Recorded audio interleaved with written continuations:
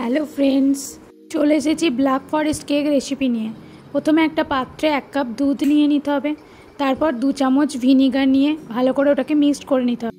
এরপর মিক্সি মেশিনে ওটাকে ঢেলে দিতে হবে। তারপর 2 চামচ ভ্যানিলা এসেন্স ওটাতে দিয়ে দিতে হবে। এরপর 1/2 কাপ সাদা তেল দিয়ে 1 কাপ মতো ময়দা দিয়ে মিক্সিতে পেস্ট করে নিতে হবে। পেস্ট করা হয়ে গেলে 1 কাপ ময়দা দিয়ে তার মধ্যে 2 চামচ বেকিং পাউডার আর অল্প পরিমাণ বেকিং সোডা দিয়ে দিতে হবে। 2 চামচ আমল দুধ, এছাড়াও 4 চামচ বড় চামচে 4 চামচ কোকো পাউডার মিক্সড করতে হবে।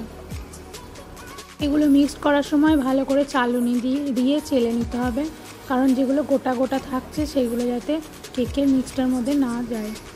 তারপর দেখো ভালো করে হাতে করে মেখে নিতে হবে, যতক্ষণ না পর্যন্ত একটু টাইট হয়ে আসছে ততক্ষণ এটাকে মেখে যেতে হবে। এরপর একটা কড়াইয়ের মধ্যে বালি নিয়ে তার মধ্যে ঝিকটা বসিয়ে দিয়ে ঢাকা দিয়ে গরম করতে দিতে হবে। এরপর একটা অ্যালুমিনিয়ামের পাত্রে অল্প পরিমাণ সাদা তেল দিয়ে ভালো করে চারিদিকটা মাখিয়ে দিতে হবে। ভালো করে মেখে নিতে হবে যাতে কেকটা না লেগে যায়। তারপর একটু ময়দা দিয়ে চারপাশটা ভালো করে একটু চাড়িয়ে নেবে যাতে ময়দাটা তলাতে লেগে যায় এবং আশেপাশে ভালো করে লেগে যায়। তারপর যে লিকুইড এটা মাখা হয়ে গেছিলো সেটাকে ওর মধ্যে ঢেলে দিতে হবে। তারপর ভালো করে একটু নাড়াচাড়া করবে যাতে ওটা সেটিংসটা ভালো হয়ে যায়। এরপর গরম করতে দেওয়া আছে ওই কড়াইয়ের ওপরে কেকটা চাপিয়ে দেবে, দিয়ে ঢাকা দিয়ে দেবে। দেখো প্রায় ঘন্টাখানিক বা 45 মিনিট পর আমরা একটা ঢাকাটা খুললাম। তারপর একটা কাঠি করে দেখলাম যে কেকটা হয়ে গেছে।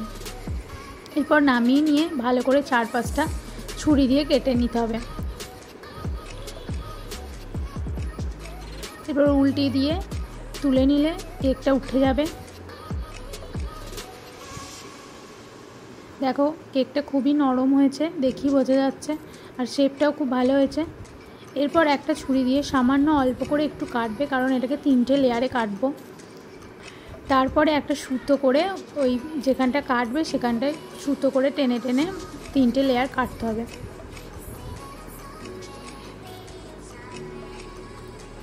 ফার্স্টের প্রথমে লেয়ারটা দেখো কাটা হয়ে গেছে।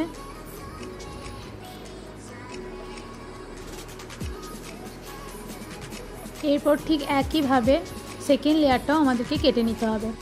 সুতোতে কাটার ফলে 3টে লেয়ারই দেখো সমানভাবে কাটা হয়েছে। এরপর একটা পাত্রে ডার্ক চকলেট, যে কোনো ডার্ক চকলেট তোমরা একটু ছুলে নেবে। ছুলে নেওয়ার পর একটা পাত্রে একটুখানি ক্রিম নিয়ে নিতে হবে। এরপর কেক যেখানে যে প্লেটে রাখবো সেই প্লেটের মধ্যে ক্রিমটা দিয়ে প্রথম লেয়ারটা বসিয়ে নিতে হবে। এই কেক রাখার প্লেটটা তোমরা যে কোনো কেকের দোকানেই পেয়ে যাবে। তারপর একটু সিরাম দিয়ে দিলাম। সিরামটা তোমরা বাড়িতেই তৈরি করে নিতে পারো চিনি আর জল দিয়ে।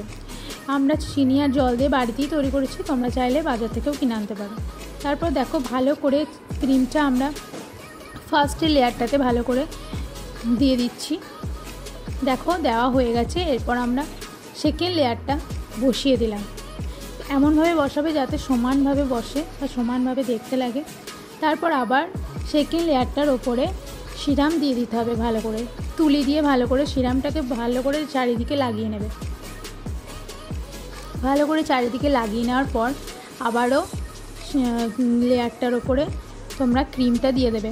এই ক্রিমটা তোমরা বাড়িতেও বানিয়ে নিতে পারো, বাটার আর চিনি দুটোকে অ্যাড করে বানিয়ে নিতে পারবে। আমরা এটাকে কিনে এনেছিলাম বাজার থেকে, আবার কিছুটা বাড়িতেও বানিয়েছি।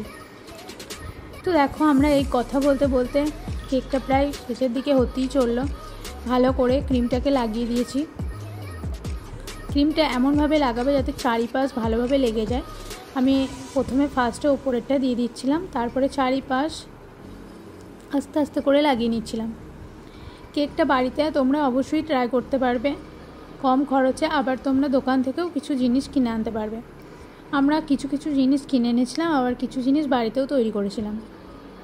খুবই ইজি, হ্যাঁ একটু টাইম লাগে অবশ্যই, কিন্তু খেতেও খুব টেস্টি হয়। আর হ্যাঁ, এটা অবশ্যই এগলেস কেক, কারণ এখন সবাই বেশিরভাগই নিরামিষ পছন্দ করে, বা বয়স্ক বাড়ির মহিলারাও এটা খেতে পারবে। মহিলা বা পুরুষ যেই থাকুক। তো দেখো তারপরে আমি একটা করে ফুল এঁকে নিচ্ছি চারিপাশটা ডেকোরেশন করার জন্য। এই নজেলটা তোমরা বাজার থেকে কিনে আনবে, যে কোনো দোকানেই পেয়ে যেতে পারবে। তারপর গুঁড়ো করা চকলেটটা ওপরটাতে ছিটিয়ে নিলাম। তারপর ফুলের ওপরে একটা করে চেরি দিয়ে দিচ্ছি। ডেকোরেশনটা তোমরা নিজের মনের মতো করতে পারো, আমি এখানে নিজের মনের মতো করেছি।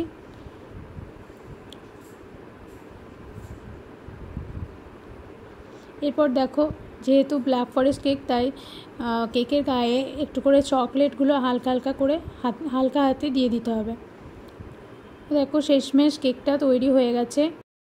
ভালো লাগলে অবশ্যই লাইক, কমেন্ট, শেয়ার করে দেবে। দেখা হবে পরবর্তী ভিডিও।